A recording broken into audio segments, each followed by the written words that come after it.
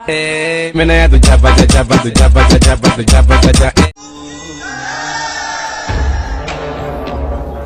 बाबा दरबार में तकरीबन 10 लाख से ज्यादा लोग पहुंचे। बिहार में बाबा बागेश्वर का दरबार सजा है। बाबा फुल फॉर्म में है। बाबा बागेश्वर धाम उर्फ धीरेंद्र शास्त्री एक ऐसे नौजवान जिसने आज पूरे हिंदू समाज में हलचल मचाई। उन्हें सुनने वालों की तादाद आज करोड़ों में पहुंच चुकी है। वो जहां जाते हैं वहां लाखों की भीड़ इकट्ठा हो जाती है। वो पटना आए तो वहां 10 किलोमीटर लंबा जाम लगता है। इस सड़क पर जाम देखिए आप, 10 किलोमीटर लंबा ये पूरा जाम है। पटना से शुरू होकर ये आगे नौबतपुर का रास्ता है, जहां पर बाबा की हनुमंत कथा जो है वो चल रही है। 4 लाख से ज्यादा लोग उनके पंडाल में पहुंच गए। बिहार ही नहीं, छत्तीसगढ़, झारखंड, आंध्र प्रदेश और यहाँ तक कि नेपाल तक से लोग उनकी झलक पाने के लिए पटना से नौबतपुर पहुंच गए। हालत ये हुई कि उन्हें खुद अपील करनी पड़ी कि भैया कृपया टीवी पर ही प्रवचन सुनें। इसे आप यूं समझें कि एक कॉमेडियन 2 महीने पहले अपने शो के बारे में लोगों को बताता है तो भी 500 लोगों का ऑडिटोरियम नहीं भर पाता। इंटरनेशनल क्रिकेट मैच में जहां इतने बड़े बड़े स्टार प्लेयर्स होते हैं वहां 20-25 हजार से ज्यादा लोग नहीं आ पाते। एक पॉलिटिशियन जिसके पास धन बल बाहुबल सब होता है, उसे भी अपनी रैलियों में भीड़ इकट्ठा करने के लिए लोगों को पैसे बांटने पड़ते हैं। और यहाँ 26 साल के कथावाचक को सुनने 4-5 लाख लोग, वो लोगों से हाथ जोड़कर गुजारिश कर रहा है कि भगवान के लिए अब और लोग ना आए, हम और लोगों को एडजस्ट नहीं कर सकते। ऐसे में आप ये समझ सकते हैं कि लोगों की नजर में उस नौजवान क्या मुकाम है, क्या सही बात, उसकी दीवानगी क्या होगी, उसे लेकर क्या जुनून होगा।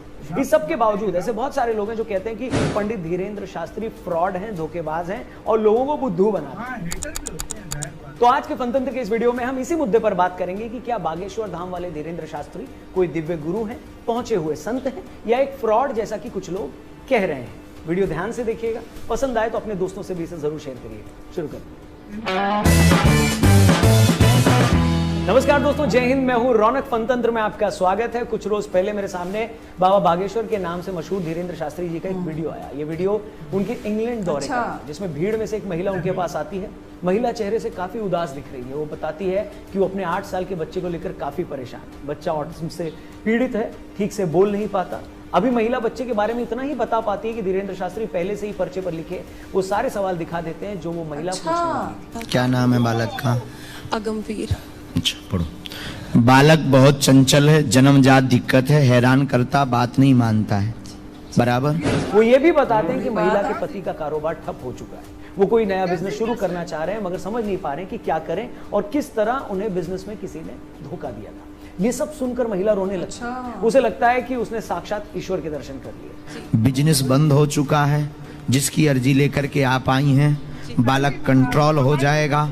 बात यहाँ भी रुक जाती तो शायद मैं उतना हैरान ना होता, क्योंकि दुनिया में बहुत सारे मेंटलिस्ट हैं जो सामने वाले का चेहरा, उनकी आंखें देखकर बता देते हैं कि वो क्या सोच रहे हैं। मगर इसके बाद जब धीरेंद्र शास्त्री ने ये बताया कि आपके पति भी साथ आए हुए हैं मगर इस वक्त वो हॉल के बाहर आपके बच्चों यार, इतना कुछ पता है, ये सुनकर मेरे भी होश उड़ गए। आए भी हैं जी बाहर खड़े हैं, बच्चा लिए, जी एक छोटा बच्चा लिए खड़े हैं। देखिए जी, कैसे इनको पता है। उसके बाद उन्होंने चंद सेकंड ध्यान लगाया और ये बताया कि आपके घर पर एक गुरु की तस्वीर लगी है मगर वो चटक गई है, उसे आप हटा दें। ये सुनकर वो महिला और उसकी मां श्रद्धा में रोने लगी। आपके यहाँ कोई गुरु का चित्र रखा है? जी जी जी रखा है। वो चटक गया है, चटक गया है, जी, उसको अलग कर देना। अच्छा जी, जी पर पड़ा है। जी जी जी। अच्छा, हम सब जानते हैं कि ऐसे कई बाबा हैं इस देश में जो इस तरह के स्टेज चीजें करके लोगों को मूर्ख बनाते हैं, खुद में जादुई शक्तियां होने का दावा करते हैं। मगर जब मैंने धीरेंद्र शास्त्री का ये वीडियो देखा, उसमें उस महिला के आंसू देखे, उस महिला की मां का रोना देखा, तो कहीं से ये नहीं लगा कि ये सब स्टेज है। इसी तरह के एक और वीडियो में जो ऐसी घटनाओं को नाटक बताते हैं, धीरेंद्र शास्त्री ने पहले से कागज पर लिखकर कुछ सवाल रखे और वहां बैठे एक पत्रकार को कहा कि वो पूरे पंडाल में जिसे चाहे बुला ले, यहां मैंने जो सवाल लिखे हैं वो उसी के होंगे। पहले हम पर्चा बना के रखेंगे और आप जिसको बहन जी लेकर आएंगे उसी का पर्चा ये निकलेगा। आप समझ रहे हैं? पहले से सवाल लिखे गए हैं और फिर उस आदमी को ढूंढ कर लाने के लिए कहा गया है जिसके वो सवाल हैं। इसके बाद जिस शख्स को सामने लाया गया उसने ये कहा कि हाँ, यही सब सवाल मेरे मन में थे।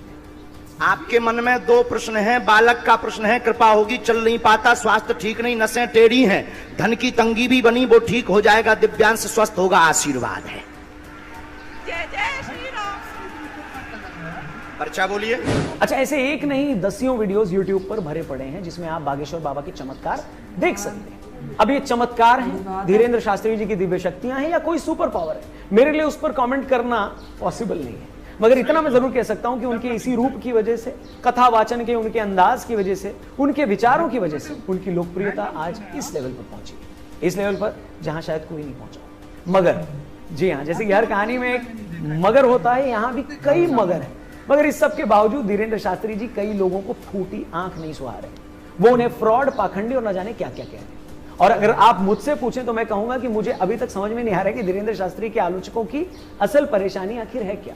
अभी वो पटना आने वाले थे तो तेज प्रताप यादव ने कहा कि वो हिंदू मुस्लिम करेंगे तो मैं उन्हें एयरपोर्ट से ही भगा दूंगा। अगर बागेश्वर बाबा हिंदू मुसलमान भाई को लड़वाने के लिए आ रहे हैं तो मैं उनका विरोध करूंगा, उनको एयरपोर्ट पे घेराव में करने का काम करूंगा। आरजेडी के स्टेट प्रेसिडेंट ने कहा कि धीरेन्द्र शास्त्री को जेल में डाल देना चाहिए। इससे पहले यही लोग उन्हें देशद्रोही और ढोंगी तक बता चुके हैं। इनका कहना है कि धीरेन्द्र शास्त्री के पास कोई जादुई शक्तियां नहीं है, ये तो बस ट्रिक है। देखिए, सबसे पहली बात तो ये है कि धीरेन्द्र शास्त्री एक कथावाचक है। वो 12 साल की उम्र से कथा वाचन कर रहे हैं। चूंकि वो बुंदेलखंड से हैं तो वो बुंदेल और बुंदेली मिक्स हिंदी में अपने प्रवचन करते हैं। बहुत भारी भरकम भाषा की बजाय बहुत आसान जबान में बात करते हैं जिसे आम आदमी भी समझ पाए। अब कोई कथावाचक आसान जबान में, लोगों की जबान में थोड़ी मस्ती के साथ अगर उन्हें अपने धर्म के बारे में शिक्षित कर रहा है तो इसमें प्रॉब्लम क्या है? अब हर आदमी तो प्रकांड पंडित होता नहीं ना, बहुत से लोग तो बेचारे पढ़े लिखे नहीं होते। ये वो लोग हैं जो अपने धर्म के बारे में जानने के लिए, लाइफ को लेकर समझ पैदा करने के लिए कोई बड़ी बड़ी किताबें भी नहीं पढ़ सकते। इन्हें आप ये नहीं बोल सकते ना भैया जाओ और जेम्स क्लियर की एटॉमिक हैबिट्स पढ़ लो या मार्क मैनसन की किताबें पढ़ लो। अब ऐसे लाखों करोड़ों लोग अगर धीरेन्द्र शास्त्री जैसे कथावाचकों के कार्यक्रम के जरिए अगर अपने धर्म को जान रहे हैं, उनकी बातें सुनकर जीवन में कुछ अच्छा करने के लिए इंस्पायर हो रहे हैं, तो किसी को क्या प्रॉब्लम हो सकती है? हमारे हिसाब से बात बदल दी जाए, रोक दिया जाए। इन लाखों करोड़ों लोगों में से कई ऐसे भी लोग हैं जो इस तरह के भागवत कार्यक्रमों में आकर मुफ्त का लंगर भी खाते हैं, वहां कुछ घंटे ठहर पाते हैं। ये वो लोग हैं जो जीवन में बदलाव के लिए, कुछ नयापन लाने के लिए हजारों रुपए खर्च करके कहीं घूमने नहीं जा सकते। अब ऐसे लोग अगर धीरेन्द्र शास्त्री या उन जैसे किसी कथावाचक के कार्यक्रम में जाकर पॉजिटिव महसूस करते हैं, मुफ्त भोजन करते हैं, नए लोगों से मिलते हैं, तो इसमें बुराई क्या है भाई? अच्छा, कई लोग कहते हैं कि पर्ची में पहले सवाल लिखने का मतलब ये नहीं है कि उनमें कोई दिव्य शक्ति है। मैं कहता हूं चलो नहीं है, लेकिन इससे प्रॉब्लम क्या? मतलब बात तो ये है ना कि जो आदमी उनसे सवाल पूछने आया है उसको कोई सोल्यूशन वो बता रहे हैं या नहीं। अगर सवाल पूछने वाला धीरेन्द्र शास्त्री के जवाब से संतुष्ट है और उनकी बात मानकर अगर उसका लाइफ चेंज हो रही है, उसका जीवन बदल रहा है, उसे जिंदगी में कुछ नई प्रेरणा मिल रही है, तो फिर किसी को इस बात से क्या मतलब है कि धीरेन्द्र शास्त्री ने उसके मन की बात कैसे जानी? रांडा बर्न की बेस्ट सेलर किताब सीक्रेट में एक बात बार बार दोहराई गई है और वो है फेथ यानी भरोसा।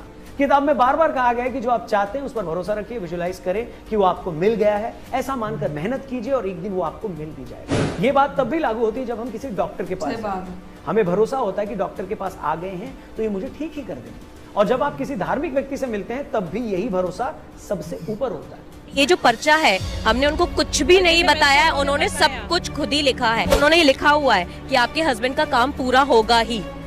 विश्वास है आपको? विश्वास है, डेफिनेट। अगर धीरेन्द्र शास्त्री किसी के मन की बात जानकर उसे पहले लिख लेते हैं और फिर उस शख्स को दिखाते हैं कि देखो मैंने पहले ही लिख लिया था, तो ऐसा करके वो उस इंसान का भरोसा ही तो जीतते हैं और वो इंसान भी उन पर भरोसा करता है।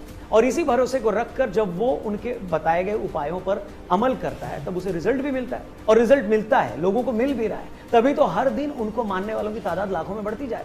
वरना तो मोहल्ले में एक परचून की दुकान भी ठीक से अगर सामान न देना तो एक आध बार के बाद तो लोग भी वहां जाना बंद कर देते। यहां तो हम फिर भी एक चमत्कारिक शख्स की बात कर रहे हैं।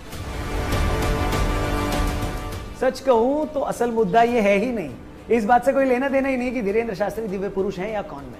दिक्कत है उनकी पॉपुलैरिटी। दिक्कत है कि सनातन धर्म की बात करने वाला इतनी तेजी से ऊपर उठ गया। बहुत अफसोस के साथ ये कहना पड़ रहा है कि इस देश और देश के बाहर एक ऐसी लॉबी है जो हर उस आदमी को बदनाम करना चाहती है जो सनातन की बात करता है। ये वो लोग हैं जिन्हें लगता है कि अगर हिंदू धर्मगुरु कथावाचक को बदनाम करोगे, उनकी क्रेडिबिलिटी को खराब करोगे, तो हिंदू धर्म अपने आप ही बदनाम हो जाएगा।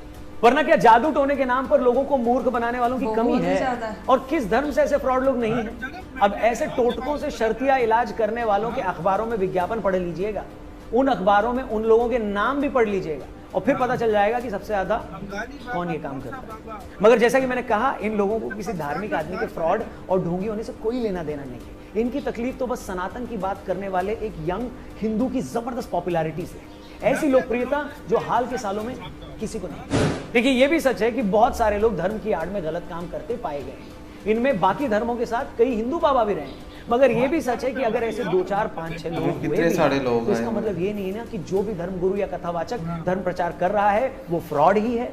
जनता की खुद की अपनी एक अंडरस्टैंडिंग होती है और ऐसे लोगों से जुड़े उनके खुद के एक्सपीरियंसेस होते हैं, निजी अनुभव, और लोगों के लिए हर बात से ऊपर होता है उनका निजी अनुभव, उनका खुद का एक्सपीरियंस। मगर जैसा कि मैंने कहा, कुछ लोगों को इससे कोई लेना देना नहीं। उन लोगों के लिए हर हिंदू संत फ्रॉड है, उनके लिए धीरेन्द्र शास्त्री भी धोखेबाज है, उनके लिए गुरुदेव श्री श्री रविशंकर जी भी नकली हैं, और सदगुरु के खिलाफ एजेंडा चलाना तो इन लोगों का फेवरेट टाइम पास है। इसलिए ऐसे लोगों पर ध्यान मत दीजिए। तो देखिए, भरोसा तो अगले पल का नहीं होता, गारंटी तो हम अपनी खुद की नहीं ले सकते कि कल क्या करने वाले, लेकिन यह भी सच है कि दुनिया तो चलती भरोसे पर ही है। तो आप भी भरोसा रखिए, इंसान को नहीं, उसकी बात को पकड़िए। बात अगर धर्म की है, समझ में आ रही है, तो फौरन लाइफ में इंप्लीमेंट करिए, उसे उतार लीजिए जीवन में। बात कहने वाला अगर कल को गलत भी साबित हो जाए, लेकिन आपने उसकी कही बात अगर पकड़ ली और उससे कुछ सीख लिया, तो जो एक्सपीरियंस होगा ना, वो आपसे कोई नहीं छीन पाएगा। और यही सबसे बड़ी बात है, यही इकलौती बात है। फिलहाल आज के फनतंत्र में इतना ही। ये वीडियो, ये बात अगर आपको सही लगी हो तो इसे अपने दोस्तों से और अपने जानने